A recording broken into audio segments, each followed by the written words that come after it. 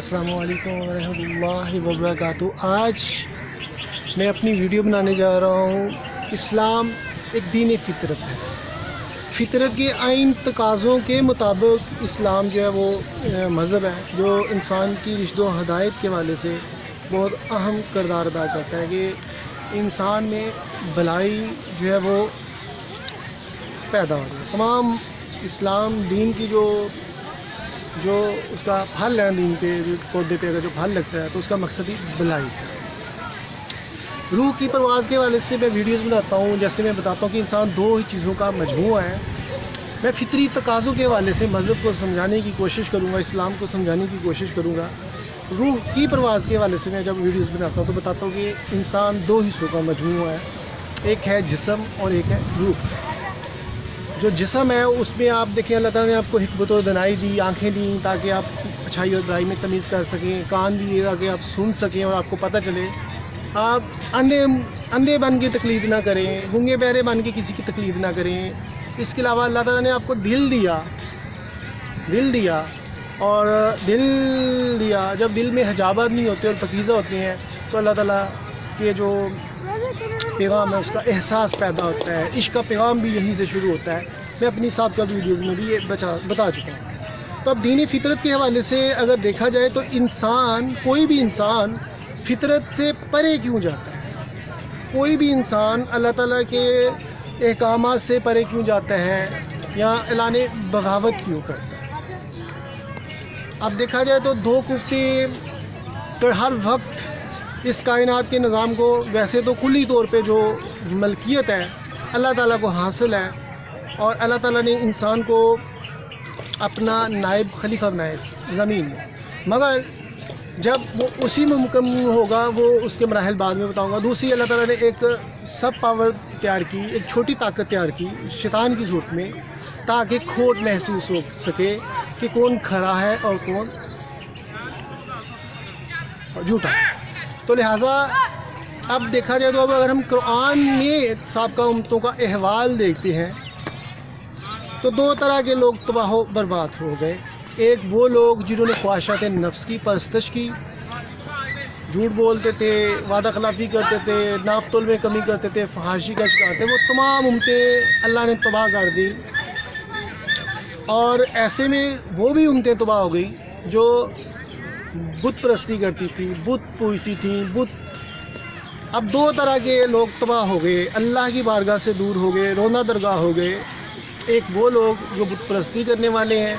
خدا کو چھوڑ کے بتوں کی پوجا کرنے والے ہیں، اور دوسری طرف وہ لوگ ہیں جو خواہشات نفس کا شکار ہیں، انہوں نے اپنی ہی پرستش کرتے ہیں۔ خواہشات نفس کا شکار میں بات کرتا ہوں،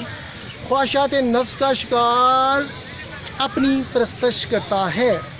لہٰذا شیطان کا یہ ہمیشہ سے ایجنڈا رہا ہے کہ یہاں تو لوگ ظاہری بت پرستی کریں، یہاں پھر کوئی ظاہری طور پہ بت پرستی نہیں کر رہا تو اسے خواہشات میں الجھا دو۔ اسی حوالے سے قرآن بتاتا ہے اللہ تعالیٰ کے احکامات کہ دوزخ کو خواہشات نفس والوں جو خواہشات نفس کی پوجا کرتے ہیں، خواہشات نفس کا شکار ہے، ان کو دوزخ میں ڈال دیا جائے گا، کیونکہ جب عشق کا مفہوم ہے وہ اسی وقت ممکن ہے جب آپ کو اللہ تعالیٰ نے پیدا کی تو آپ اس کے احکامات پہ اسی مطابق عمل کریں جیسا وہ چاہتا ہے۔ اگر آپ اس مطابق عمل نہیں کریں گے تو شیطان آپ کی روح کو اچکلے گا اور شیطان اپنا ایجنڈا سیٹ کرے گا۔ جب کوئی ناپ تول میں کمی کرتا ہے، جھوٹ بولتا ہے، حرام کھاتا ہے، منافقت کرتا ہے، بہودہ باتیں کرتا ہے، کوئی بھی ایسا انسان، وہ یقیناً معاشرے کی تباہی کا باعث ہے، اور شیطان اس پہ ہیوی ہو جاتا ہے، اور شیطان اس کو بتاتا ہے کہ تم معاشرے کی تذلیل کرو تاکہ خدا کے جو ایک خدا چاہتا ہے، ہدی للمتقین، پورے قرآن کا مفہوم ہے ہدایت متقیوں کے لیے ہے۔ اللہ کے فرشتے پاکیزہ، اللہ کے انبیاء پاکیزہ، صوفیاء پاکیزہ، اللہ تعالیٰ کا تمام نظام پاکیزگی پہ چلتا ہے۔ اللہ تعالیٰ بھی پاکیزگی کو پسند فرماتا ہے۔ تو لہٰذا اب شیطان چاہتا ہے کہ معاشرے میں بغاوت کریٹ ہو، پھر وہ بھی من چاہے نظریات پیدا کرتا ہے۔ اس لیے سابقہ دور میں بھی لوگوں نے من چاہے نظریات کے پیچھے چلنے کی کوشش کی تو سابقہ امتیں تباہ کر دی گئیں، کیونکہ انہوں نے انبیاء کے پیغام کو جھٹلایا۔ اور سرکار کی حدیث مبارکہ ہے کہ مومن کی فراست سے بچو وہ اللہ کے نور سے دیکھتا ہے، جبکہ انبیاء علیہ السلام کو تو اللہ تعالیٰ کے احکامات فرشتوں کی صورت میں، وحی کی صورت میں نازل ہو رہے تھے، اور دوسری طرف وہ لوگ تھے جو خواہشات نفس کا شکار تھے، یہ ظاہری بت پوجنے والے تھے، یہ بات نہیں پوچھ، تو اللہ تعالیٰ نے ان کو اس لیے تباہ کر دیا کیونکہ مومن کی فراست سے وہ اللہ کے نور سے دیکھتا ہے، اور وہ حقیقی مومنین جو تھے وہ ایمان کی دولتیں بانٹ رہے تھے اور لوگ کہتے تھے ہم نے ایمان کی دولت نہیں لینی. اب میں انسانی ہیومن نیچر کی اور دماغ کی مینٹیلٹی پہ اگر ریسرچ کرتا ہوں تو دیکھتا ہوں تو انسان کا دماغ یکدم سے تبدیل نہیں ہوتا. اس میں حکمت و دنائی مومن کی گمشدہ میراث ہے. یکدم سے بندہ مومن نہیں ہوتا. کیوں نہیں ہوتا؟ کیونکہ وہ گناہوں میں گرا ہوتا ہے اور وہ حجابات میں ہوتا ہے. اس لیے جو اللہ کے نیک بندے ہیں وہ جب تبلیغ کرتے ہیں یا لوگوں کو اللہ کا پیغام بتاتے ہیں تو چونکہ متعلقہ شخصیت پہ شیطان مار دو ہوتا ہے تو وہ کہتے ہیں ہم نہیں مانتے، جھٹلا دیتے. یہ پھر ان کی تباہیاں بھی لکھی گئی ہیں قرآن میں. تو اب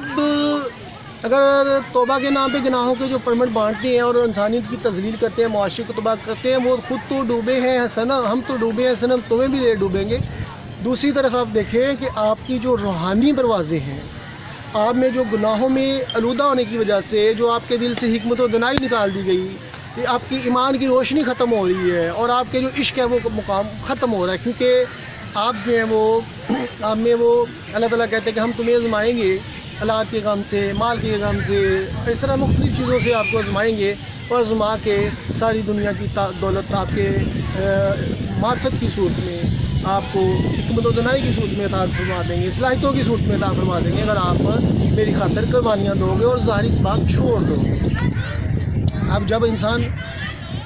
اندرونی طور پہ کمزور ہو جاتا ہے، جیسے ایک درخت ہے اگر اس کی جڑ کاٹ دی جائے تو وہ سوکھ جاتا ہے، اسی طرح جب آپ کا تعلق ہی ٹوٹ گیا، آپ خواہشات نفس کا شکار ہونے کی وجہ سے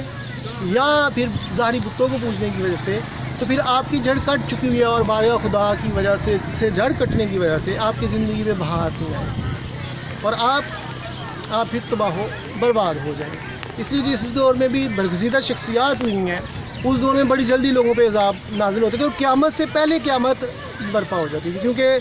خواہشات نفس والوں کو شیطان بانٹتا تھا کہ انبیاء کو تنگ کرو، ان کو ناحق قتل کرو. اور دوسری طرف وہ لوگ تھے کہ ایک طرف پاکیزہ شخصیات ہیں اور ان کو دوسری طرف شیطان دوسروں کو ان کو ورگلا رہا ہے جو برے ہیں، تاکہ اس طرح وہ اللہ کے بندے کو مایوس کر دے اللہ کی رحمتوں سے. مگر ان کو یہ پتہ نہیں ہے کہ اللہ اپنے بندوں پہ لمحہ بلمحہ اپنی رحمتیں اتار رہا ہے. اسی وجہ سے پھر معجزات کا ظہور ہوتا ہے. سرکار دو عالم حضرت محمد صلی اللہ علیہ وسلم نے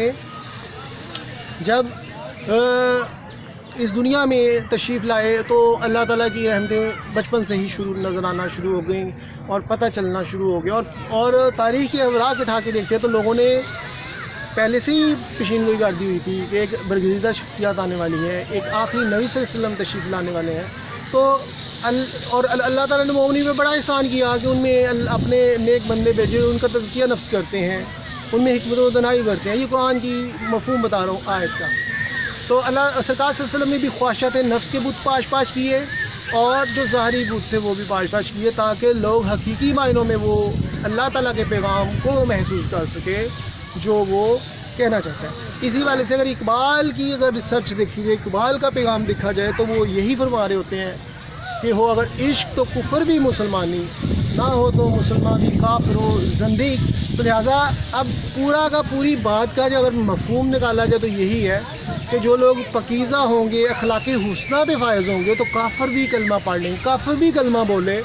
اسی طرح سرکار نے جب پیغام پھیلایا تو جو تقویٰ والے تھے، جو پاکیزہ تھے، وہ ایمان لے آئے سرکار صلی اللہ علیہ وسلم پہ، کیونکہ انہوں نے خواہشات نفس کے بت نہیں پالے ہوئے. اسی طرح جو لوگ خواہشات نفس کا شکار ہوتے ہیں تو وہ پھر حقیقت میں خدا کی بارگاہ سے دور ہوتے ہیں، اور جو ظاہری بت کو پوجتے ہیں وہ بھی خدا کی بارگاہ سے دور ہوتی ہیں. کیونکہ اللہ تعالیٰ کے ساتھ کسی کو تشبیہ دے دینا، بے جان چیزوں کو تشبیہ دے دینا، جبکہ اللہ تعالیٰ کہتا ہے کہ تم اخلاق حسنہ اڈاپٹ کرو، اچھے اخلاق پہ فائز ہو جاؤ تو تم کافر بھی مسلمان ہو جاؤ گے. اگر مسلمان ہو تو اخلاق حسنہ اپناؤ گے تو تم پہ اپنی رحمتوں کی اس قدر بارش کروں گا کہ تمہیں میری ہستی قریب محسوس ہوگی اور تمہیں میرا پیغام جو ہے وہ دل کی گہرائیوں سے محسوس ہوگا. تمہیں احساس دوں گا، درد دل دوں گا، تڑپ دوں گا، عشق مقامات دوں گا اور تمہیں دنیا کی تسخیر کے لیے جذباتی دوں گا. میں یہ اسی وقت ممکن ہے جب آپ حقیقی معنوں میں کلی طور پہ خدا کی بارگاہ میں سر بسجدہ ہوتے ہیں. اگر آپ نے خواہشات نفس کے بت پال لیے، چاہے کوئی بھی بت ہے، تو خواہشات نفس کا بت پال لیا تو آپ میں وہ اللہ تعالیٰ کے جو جذبے ہیں وہ ہمیں پیدا نہیں ہوں گے اور یوں زوال شروع ہو جائے گا. کیونکہ اسی قرآن میں اب تک کے جہاں کی تعلیم جس نے بنایا مسلمان کو ماہو پرویں کا امین. قرآن میں ہو وہ تزن احمد مسلمان, اللہ کرے تجھ کو عطا جتتے کردار کی پیدا کرے. تو لہٰذا اب وہی لوگ محسوس کیا جن کے دل میں تقویٰ تھا, اعلیٰ اخلاق تھے, وہ معاشرتی برائیوں کا شکار نہیں تھے. انہوں نے جلدی سے اسلام کو قبول کر لیا. انہوں نے بغیر دلیل کے, اور کچھ لوگ ایسے تھے جنہوں نے معجزات کے ذریعے, اور کچھ ایسے تھے جن کو سرکار دو عالم صلی اللہ علیہ وسلم نے ان کی نگاہ خیر سے ہی لوگ جو ہیں وہ جب اللہ کی رحمتیں صوفیاء اور انبیاء پہ پڑتی ہیں تو جو ان کے حلقہ میں آتے ہیں ان کو بھی پڑتی ہیں, تو وہ بھی لوگوں جو ہے نا ان کو بھی نظر آنا شروع ہو جاتا ہے کہ اب ہمیں خدا کی ذات قریب نظر آ رہی ہے, وہ بھی حلقہ اسلام میں داخل ہو جاتی ہے. تو ایسے میں جو لوگ خواہشات نفس کے بولتے پالتے ہیں, تو انسانی دماغ کی جو سائیکی بتانے لگا ہوں وہ یہی ہے کہ انسان جب کسی چیز کو اپنے دماغ کو ان لاک کر لیتا ہے کہ ہاں میں یہ نہیں مانوں گا چاہے وہ صحیح بھی چیز ہے, تو وہ پھر اس کو ہدایت نہیں ملتی. جبکہ مومن کی جو ڈیفینیشن ہے وہ حکمت داری مومن کی میراث ہے, وہ عجز اختیار کرتا ہے کہ جو ہی اسے پتہ ہوتا ہے, احساس ہوتا ہے کہ وہ کسی غلط ٹریک پہ ہے, تو وہ فوراً سے اپنی اصلاح کروا لیتا ہے اور صحیح راستے پہ آ جاتا ہے. لہٰذا سرکار نے ایک طرف اپنی نگاہ فیض سے لوگوں کو اور اپنی موجودگی سے ہی لوگوں کے قلوب کی اصلاح کی, اور دوسری طرف اپنے پیغام کے ذریعے جو حکمت و دانائی پہ مبنی تھا اس کے ذریعے لوگوں کی اصلاح کی. اور ایسے میں جو لوگ نیک تھے, جو پکیزہ تھے, وہ صحیح معنوں میں کلمہ پڑھ کے اچھے مقامات پہ فائز ہو گئے. اور کچھ لوگوں کو وقت لگا. سرکار کے نلین کی پاؤں مبارک نقشے قدم کے نیچے, اس کا قدم مبارک کے نیچے آ کے پتھر بھی موم ہو سکتا ہے, مگر انسان کا دل جو پتھر سے بھی زیادہ سخت اس لیے ہو جاتا ہے کیونکہ اس کو وہ شیطانیت کے زیر اثر چلا جاتا ہے. اور جب انسان بدخلقی کی وجہ سے شیطانیت کے زیر اثر چلا جائے گا, تو پھر اللہ تعالیٰ نے چونکہ یہ آپ کی امتحان کا زندگی بنائی ہے, تو پھر آپ کو کوئی بھی اس چیز سے نہیں نکال سکتا, کیونکہ آپ جو ہیں وہ آپ نے گناہوں میں آلودہ ہو کے آپ کا دل اس قدر جام ہو چکا ہے. جیسے انجن جام ہو جائے تو گاڑی نہیں چلتی, جب دل گناہوں میں آلودہ ہونے کی وجہ سے برا ہو جاتا ہے تو پھر انسان تباہ و برباد ہو جاتا ہے, اور اسے بالکل بھی توفیق نہیں ملتی کہ وہ بارگاہ خدا میں اس طرح رجوع کر سکے جس طرح کے اللہ تعالیٰ چاہ رہا ہوتا ہے. تو لہٰذا انسانیت کی تباہی کی جو باتیں قرآن میں جو نظر آتی ہیں, جو دوسری تیسری چیزیں ہیں, وہ سارے احوال میں نے بتا دیے کہ کس طرح انسان اپنی ہستی کو تباہ کر رہا ہوتا ہے. اسی سے شخصیت ڈیولپ ہوتی ہے کہ کوئی انسان کی بات میں تاثیر کیوں نہیں ہے. آج تبلیغیں بہت زیادہ ہو رہی ہیں, آج علماء دین بہت زیادہ تبلیغ کرتے ہیں, مگر قرآن کے مفہوم کو صحیح معنوں میں ان کے دل میں کیوں نہیں اترتا, اور وہ خواہشات نفس کا شکار. یار سائڈ پہ ہو جاؤ, مجھے ڈسٹرب نہ کرو, ادھر چلے جاؤ, بڑی مہربانی. میں ادھر سب کو چھوڑ کے ادھر آیا ہوں کہ مجھے ڈسٹرب نہ کرے, میری ویڈیو فلو ہی ختم کر رہے ہو. اب میں ملتا ہوں آپ سے بیٹا بھائی, ادھر ہو جاؤ. ہاں بیگی اتنی صحیح پلیز یار, نہ ٹینک کرو, میں لائیو جا رہا ہوں یار, بعد میں بات کرتا ہوں آپ سے. تو لہٰذا یہی وہ لوگ ہیں جو خسارے میں, اور جو بڑے بڑے دعوے کرنے والے ہیں اللہ تعالیٰ ان کو بھی نہیں مانتا. متکبرین کو بھی اللہ تعالیٰ اس لیے نہیں مانتا کیونکہ وہ تکبر کرتے ہیں اپنے ظاہری سباب پہ. اللہ تعالیٰ کہتا ہے ظاہری سباب چھوڑ کے میرے پہ توکل کرو گے, تمہیں میں تنہائیں داتا صاحب خواجہ صاحب کی طرح دنیا فتح کراؤں گا. آج امت مسلمہ کی محرومیت دیکھ کے دل خون کے آنسو اس لیے روتا ہے اور بے بسی نظر آتی ہے کہ دنیا میں نہ تو وہ صوفیہ رہے جنہوں نے تنہائیں دنیا فتح کی اور جنہوں نے بغیر کسی لاؤ لشکر کی دنیا فتح کر دی, اور ایک طرف امت مسلمہ کے وہ حکمران نظر آتے ہیں جو غفلت کی وادیوں میں سوئے ہوئے ہیں. انہوں نے خواہشات نفس کی پوجا کی ہوئی ہے. اسی وجہ سے کشمیر اور غزہ میں اور جہاں بھی دنیا میں اندھیرے نظر آتے ہیں اور وہاں پہ امتوں کے چراغ جو بجھ چکے ہوئے ہیں, وہ اسی لیے ہے کہ انہوں نے وہی عمل طریقہ پہ عمل پیرا ہے جن پہ کافر ہیں. یعنی کہ ایک بنیادی انسان کا جو سٹرکچر ہے وہ کس پہ بیس کرتا ہے, بنیادیں کس پہ بیس کرتی ہیں, اسی پہ بیس کرتی ہیں اخلاق حسنہ پہ, پکیزگی, اور یہی ختم ہو جائے گا تو انسان کا جو ہے وہ مقام انسانیت سے انسان گر جاتا ہے, اور پھر انسان میں بالکل بھی اچھائی کے لیے اور احساس نہیں ہوتا, بلکہ ایسا انسان خواہشات نفس کا شکار ہو کے اپنی ہی دنیا تو جی لیتا ہے اور تباہیوں کا شکار بھی ہوتا ہے, مگر وہ خدا کی بارگاہ سے بہت دور ہے. اب دیکھا جائے تو جتنے بھی اس کا نام کیا ہے اب جتنی بھی عالم اسلام کی محرومیاں، مسلمان تو حکمت و دنائی ہوتی ہے اس میں اور اللہ کی رحمتیں اترتی ہیں، اب وہی حکمت و دنائی سے اس نے دوسروں کو حکمت بری راہ پہ لے کے آنا تھا، لوگوں کے قلوب کو پاک صاف کرنا تھا، غیر مسلم کو بھی، اور ان کو ہدایت پہ لے کے آنا تھا، مگر ادھر تو اگر مسلمان ہی خدا کے پیغام اور مفہوم کو نہیں سمجھ سکا تو پھر کافر کیسے کرنا تھا؟ اگرچہ آج زبان سے کہہ بھی دیا لا الہ الا اللہ تو کیا حاصل، دل و نگاہ مسلمان نہیں تو کچھ بھی نہیں۔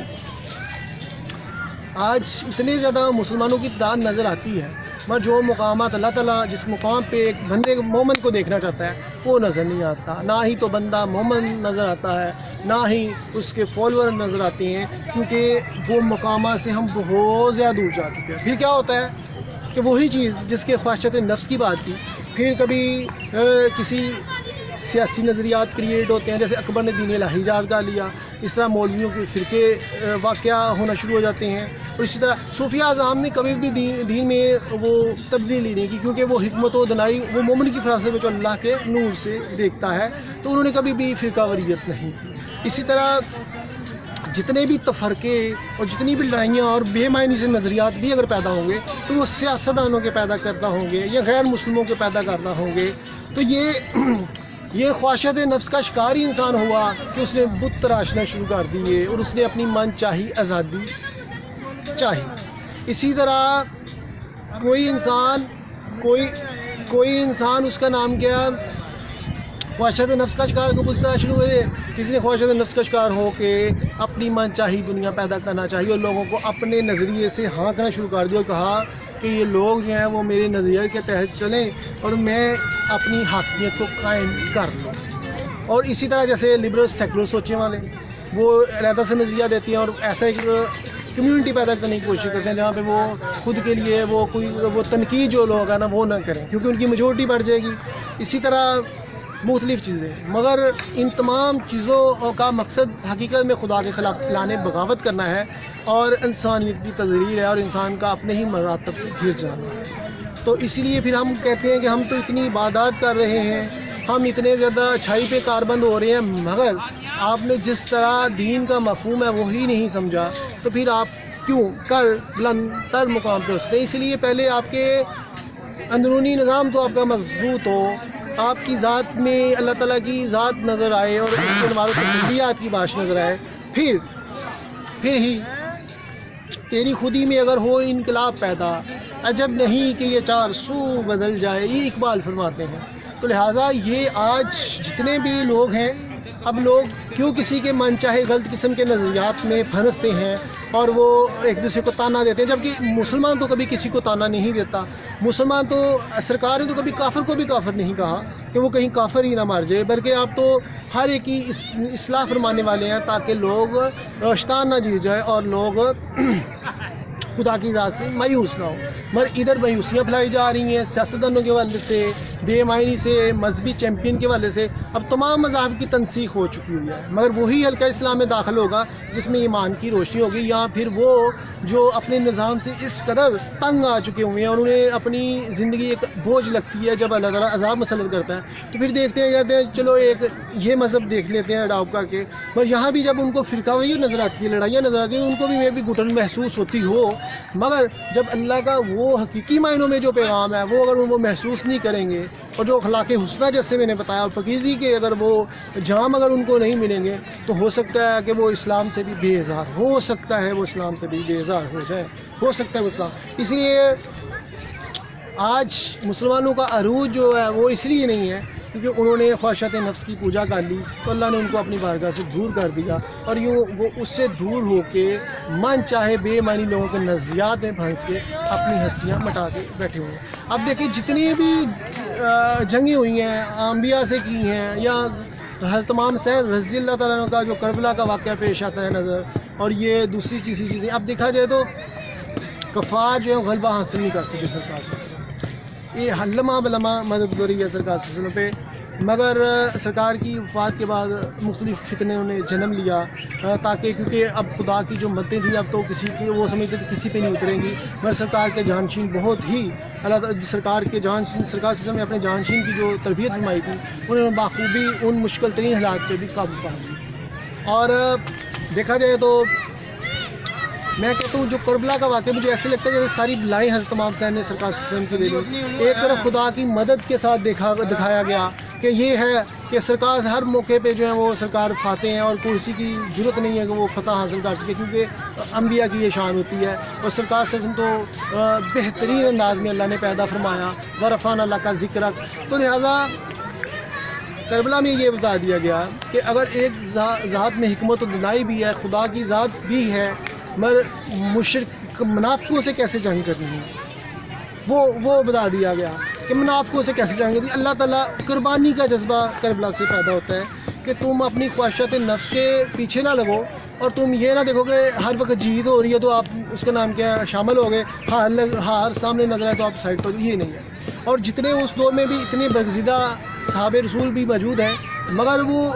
واقعات کے تناظر ایسے ہیں، یہ واقعات اس طرح واقعہ یہ رونما ہوا کہ اس میں سبھی کو حکمت عملی تیار کرنے کا موقع نہ مل سکا اور ایک مکمل محاذ قائم نہ ہو سکا کیونکہ اس میں خدا جو ہے وہ خدا نہیں شہادتیں مانگنی تھی. اور ایک طرف حضرت ابراہیم کو اللہ تعالیٰ بچا رہا ہے، ایک طرف موسیٰ کو تنہا موسیٰ علیہ السلام جاتے ہیں اور فرعون سے اپنی قوم کو لے آتے ہیں. تو اب یہ واقعہ یہ اللہ تعالیٰ ذات پاک جو ہے وہ خواہشات نفس والوں کو اللہ تعالیٰ اور اللہ تعالیٰ کی ذات اس مقابلے میں بیچ میں نہیں آئی. اللہ تعالیٰ نے نا اس مقابلے کو ظاہری اسباب پہ چھوڑ دیا، جو باطنی قوتیں تھیں وہ عمل میں نہیں آ رہی تھی. جیسے دوسرے جب واقعات ہوئے ہیں یا سرکار صلی اللہ علیہ وسلم کی جنگیں ہوئی تو ادھر فرشتے بھی اترے ہیں، فضائے بدر پیدا کر کے فرشتے تیری مدد کو اتر سکتے ہیں قطار اندر قطار ابھی. ادھر جو ہے وہ فرشتوں نے اس لیے مدد نہیں کی کہ اب شہادت کے مقامات اللہ تعالیٰ نے لوگوں پہ واضح کرنے تھے اور خواہشات نفس کا پوجا کرنے والوں کو اور جو صرف سمجھتے تھے کہ یہ ظاہری جو فتح ہے وہی فتح ہے، ان کو یہ بتانا تھا کہ حقیقی فتح یہی ہے کہ اگر ظاہری طور پہ آپ جتنے مرضی کامیاب ہو جائیں مگر آپ اخلاق حسنہ پہ قائم نہیں ہے، پاکیزہ نہیں ہے، با کردار نہیں ہے تو آپ کی کامیابیاں بے معنی ہیں. جو خدا کی ذات سے کٹ کی کامیابی ہے اس کی کوئی حیثیت نہیں ہے. یہ ہمیں یہ چیز ملتی ہے. مگر افسوس حد افسوس آج ہم بجائے اس کے کہ ہمیں شہادت کا مرتبہ پہ فائز ہونے کے لیے ہم مزید حق اور سچ کا ساتھ دیتے ہم روایات میں پھنس گئے. ہم نے آج امت مسلمان روایات میں پھنسی ہوئی ہے. جہاں پہ کردار کی نعت پڑھنے کی بات آتی ہے ہم ظاہری نعت پڑھ لیتے ہیں اور جہاں پہ امت مسلمہ کی اصلاح کرواتے ہوئے وقت کے یزید و فنونوں کو بتانا ہوتا ہے کہ کردار کی خوبصورتی ہم کردار ختم کر کے ہم سمجھتے ہیں کہ بے معنی طریقے سے روایات غم کا اظہار کر لیں گے اور سمجھیں گے کہ ہم نے حضرت امام حسین کو خراج عقیدت پیش کر دیا لہذا ہماری بخشش ہو جائے گی. مگر جب آپ انبیاء کے پیغام کو نہیں سمجھو گے، اہل بیت کے پیغام کو نہیں سمجھو گے، اصحاب رسول کے پیغام کو نہیں سمجھو گے تو آپ یقیناً اچھے نہیں ہو سکیں گے. کیونکہ کفار مشرکین نے بھی کہہ دیا سرکار آپ ہمیں برا بلا مت کہیں، ہم آپ کو اس کا نام کیا ہے بادشاہ وقت بنا دیتے ہیں، امیر ترین شخص بنا دیتے ہیں، ہمیں بت پرستی سے نہ روکیں. اور اللہ نے فرمایا کہ ان خواہشات نفس کے پوجا کرنے والوں کے پیچھے مت چلیں، یہ آپ کو میری راہ سے دور فرما دیں. اور بڑا سخت الفاظ میں اللہ نے وہ قرآن کی آیت بیان فرمائی ہے. جبکہ جتنے بھی خواہشات نفس سے وہ چاہتے تھے سرکار ان کے پیچھے چلیں اور وہ ان کو برا بلا نہ کہیں. وہ ان کو اتنی خواہشاتیں اپنی نفس عزیز تھی مگر سرکار نے سب اصلاح فرما دیا. ایک مثالی معاشرہ کریٹ کر دیا جہاں پہ اخلاق و کردار پہ اور پاکیزگی پہ مبنی